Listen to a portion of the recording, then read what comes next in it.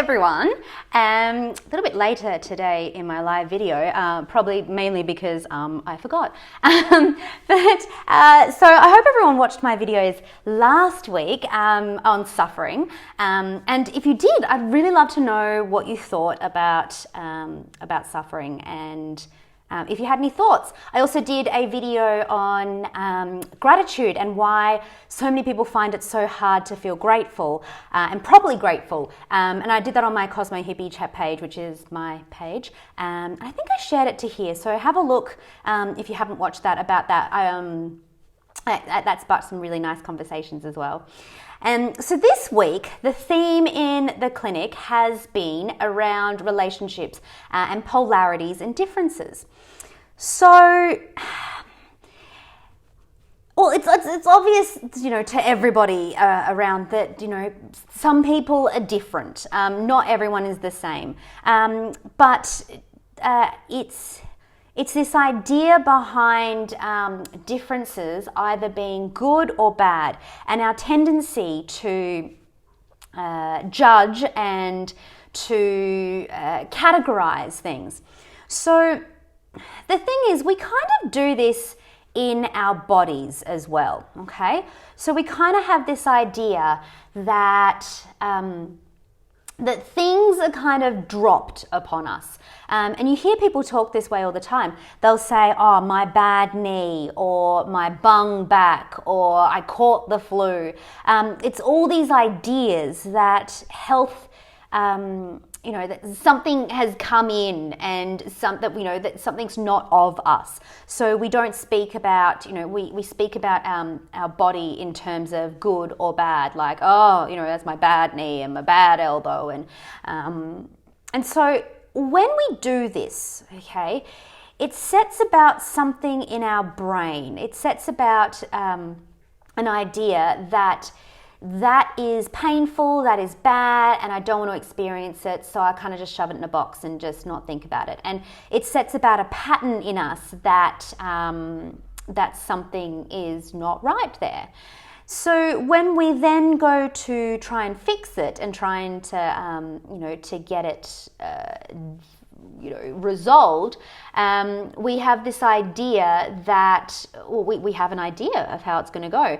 And then when that idea doesn't happen, we get really upset because we're stuck in a way, and we're stuck in a way of thinking.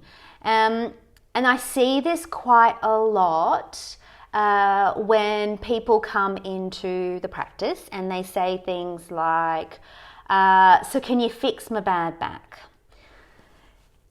So there's a lot of problematic things around that. To begin with, the thought that your back is good or bad is an issue. If something is not working properly, it's a sign that we need to look at it and we need to see what's going on. But categorizing it as bad, like that kind of language, like what do you think that kind of language? We've seen all those videos about when you bully a plant and the language and the negativity and how that affects something. So yes, and then the other part of this, can you fix my, is this outsourcing. And we tend to do this with people as well. We tend to either put people on a pedestal or in a pit. And if somebody is geared as the savior, so we often look for the next thing. I've done it personally myself. I've been like, ooh, keto diet, that'll be the thing for me. And then I'm like, oh, keto didn't work. Paleo's the thing. And you see people doing this all the time. They're like, oh yeah, I did that for a while and then it didn't work and now it's bad. But people do it with doctors all the time. And I personally I know a lot of doctors, and it's something we grapple with, is that each time there are some patients that every time they come in, it feels like they're auditioning us. It's like, well, what are you going to do now? Like, what's this now? And there's no responsibility for their health. It's all on this external source. But the problem with this is that if we constantly keep looking for the next thing to fix us or solve all of our problems. If we're like, oh, that job wasn't the answer, but the next one, that'll be the one. Oh, that relationship, that was bad, but the next one, that'll do it. We're constantly searching. The problem with this is eventually every single thing will disappoint us. Every single thing will fail, and each time at the end we'll be faced with a choice whether to actually go and search of something else, which will be the next big thing, or we need to sit back and look at ourselves and understand that perhaps we are involved in this process. And I know that that's a hard thing to swallow, and I know it's a hard thing to hear, that perhaps we are in some way involved in our own distress. And I think that it's a very powerful part of healing, though, because relationships are part of healing. And the first relationship we sort of need to, the way we relate to other people, and the first relationships we need to fix, and and this way we need to go into healing is fixing our relationships with ourselves as well. So actually, first of all, understanding that there is no good and there is no bad. So that bad back of yours isn't actually a bad back, it's just your back. And understanding that there are no good or bad parts of us, that each part is just there with other parts, and it all is a melting pot that is you. Because what we tend to do is we tend to alienate lots of parts of ourselves, and we tend to project those parts onto someone else. So we project the good as well. So we project that good healing ability that we innately have. We project that onto a doctor, and we say, you'll heal me. And we discount the fact that we could really heal ourselves. I'm not saying that's easy. I'm not saying that that's something that we've ever been taught to do. I'm just saying that the ability is there. And then, we project the bad of ourselves as well. We think, oh, that person and their attitude, that's the problem. It's not me, it's them. Have you ever met someone and you instantly dislike them, just instantly? A lot of the time you instantly dislike something in them that you actually dislike in yourself. Because we alienate. We just go, no, that's not me. I'm not like that. They're like that, but I'm not like that. But this is an important step towards healing, is understanding that all those parts are part of us, and that those parts that maybe you don't like about yourself are also just part of you. They're not good or bad. So this is what we've been speaking about in the practice this week, is just starting to understand that we put people who we see around us, we put them on a pedestal and think they're either amazing, and we can project abilities that we have and good things on them, and we think they're infallible. But then when they fail, that disappoints us, and we search for the next thing to solve our problems.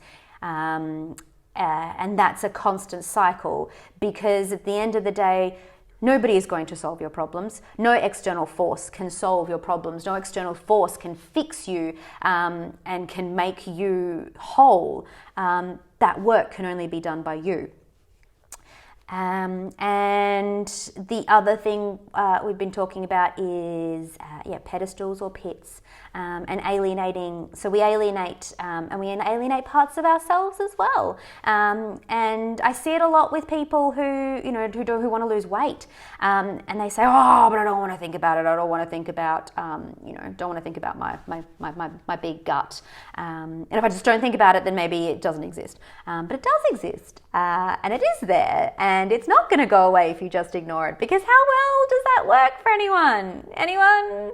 Does that work for you? Does shoving it down and putting it in a box and not thinking about it and just hoping it'll go away, does that work for anyone? Has it ever worked for anyone? Seriously, I'd like to know if it has. because I don't think it does. But yeah, so this is about, so we've been talking about relationships with ourselves, within ourselves, and how that translates into relationships that we have with other people. But yeah, it's been good, and it's a really interesting thing, and it's a really hard thing to talk about. It's really hard to tell people that that they have a choice, that they can that when the next thing fails them, they have a choice to either step up and acknowledge that they have some part to play in where their situation is, or they can go find someone else, and this will happen again, because this is just how it is. You cannot outsource your healing. You can't. You have to do the work. I always say to my clients, it's like a bear hunt. We're going on a bear hunt. You can't go over it. You can't go under it. You got to go through it. Funnily enough, this one is not as hard as suffering, I have found. Admitting you suffer is probably, for most of my patients, been a little bit harder. But yeah, this one, admitting that you have good parts and bad parts, admitting that you have alienated parts, admitting that you have a decision and a role to play in your story, in your patterns, in your behavior, in your life. It can be tricky. But the thing is that at this sort of stage, we just have to acknowledge it. We don't have to do anything about it. There's lots of healing to be done. But yeah, this is admitting that perhaps you are part of the problem. So yes, unpopular opinion. But yeah, leave me a comment if you believe that, yes, we are part of our problems, and we have the decisions, we can make the decisions whether we constantly search for an external force to fix us, or if we can actually acknowledge that perhaps the healing needs to start with us. I will see you guys next week. Around about Thursday. I think Thursday sort of works well. But please leave me a comment if you have any thoughts. I will see you guys next week. Bye.